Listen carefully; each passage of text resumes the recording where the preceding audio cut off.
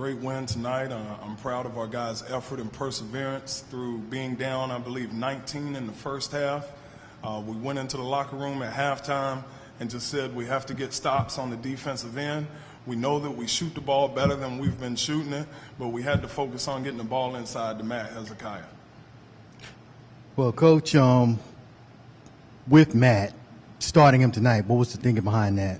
Well, we've come to the decision that we had to get our best players on the floor, and we couldn't sacrifice the first couple of possessions of the game, and we wanted to try to focus on getting off to a good start. Now, I started him tonight, and he picks up 2 fouls in the first half. I don't think it had anything to do with him starting. It was just something mental, but he bounced back, and he finished the game strong and led us in scoring again tonight. It seemed like in the second half you had an emphasis to really get the ball to him in the paint. Well, Bethune did a great job, but sometimes he was triple teamed. And Matt did a good job of getting some shots up. He's a heck of a free throw shooter. He goes to the line and knocks down free throws, and that's something you just can't account for. When you have a post player that can shoot free throws, he's very hard to stop.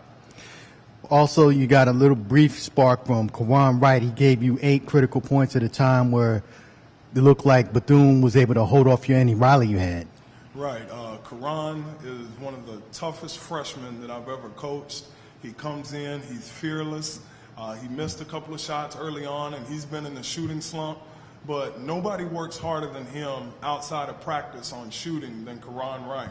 He's the first in and the last to leave every day in practice, and I'm glad he finally had a breakthrough on shooting tonight. What did you tell the team in overtime? Just told them it's winning time now.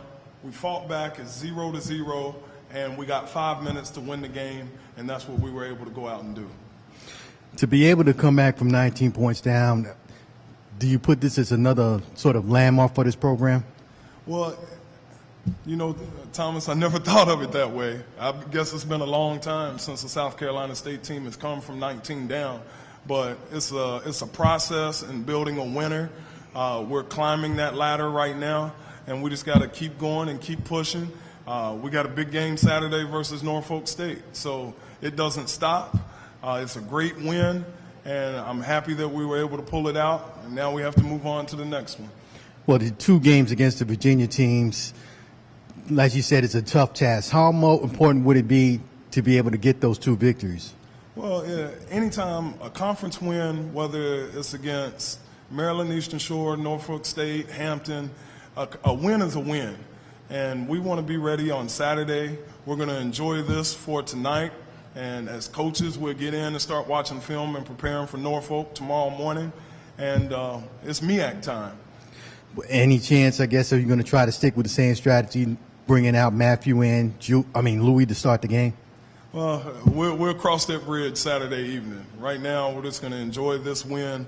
Again, coming from 19 down, a very well coached Bethune Cookman. I knew they were going to come in and be very scrappy, and I give credit to them. That's 2 overtime games in a row for them on the road, and both of them they lost by 2.